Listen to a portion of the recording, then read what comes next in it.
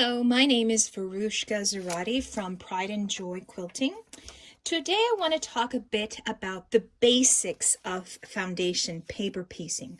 I've gotten several messages asking me if you can use a regular sewing machine to do foundation paper piecing, and so I thought, maybe it's important to do just a basics understanding and knowledge about foundation paper piecing.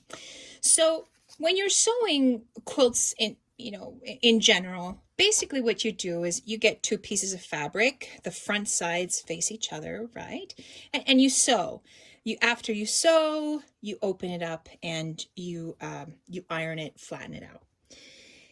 It's exactly the same concept with foundation paper piecing, except that you have a piece of paper that guides you as to the shape of your piece, as to where you're supposed to sew, and what piece comes next. So it's kind of like a paper map of what you will be sewing and where you will sew.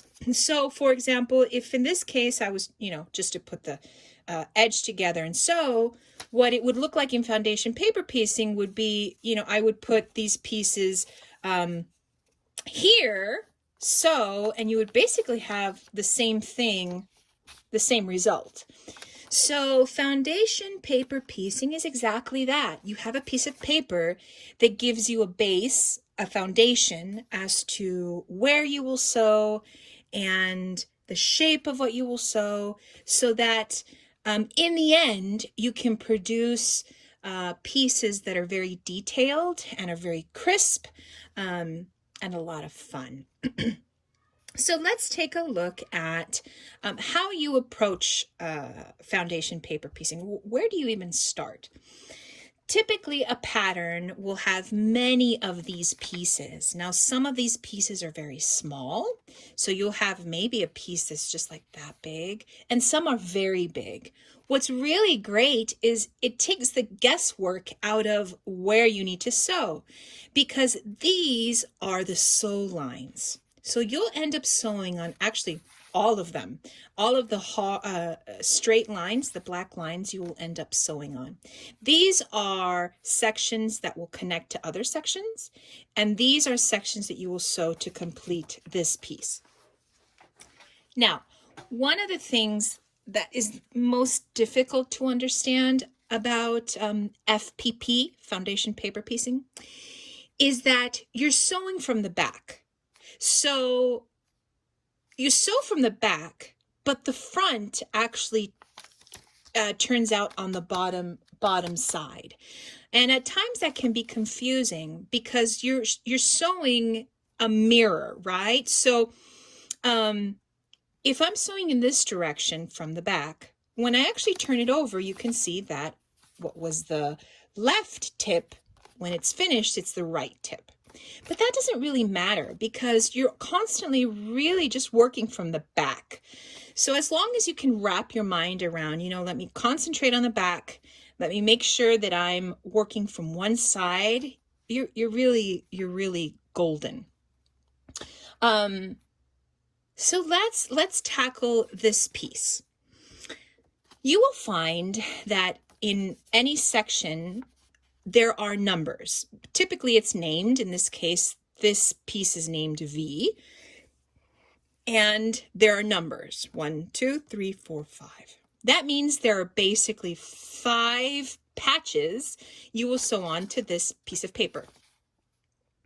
What's really awesome is that you sew according to the number.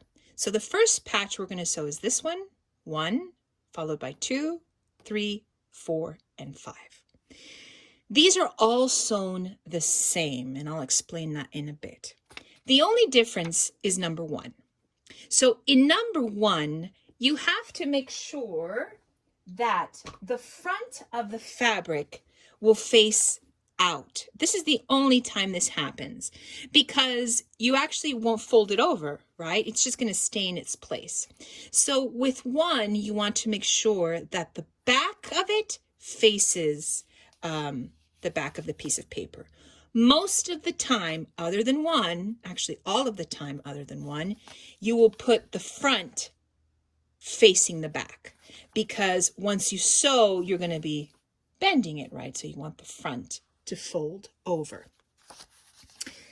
So how do you know where to sew? Okay. The easiest way I can explain it is you sew the line that connects the two numbers. So this is section 1 and this is section 2. The line that connects these two sections is this one. Okay, so you will only sew this line. Once you have completed this section, the next number is 3. The line that connects 3 to the new section, right, because you've already sewn this, is this line. Once you get to section 4, the line that connects section 4 to this piece is this one. And the last section 5, the line that connects section 5 to the rest of the piece is this. This will be very helpful because when you get to pieces that have a lot of detail, you can at times get confused. Oh, which line do I sew? Always remember, the sew line for a section is the line that connects it to the previous section or piece.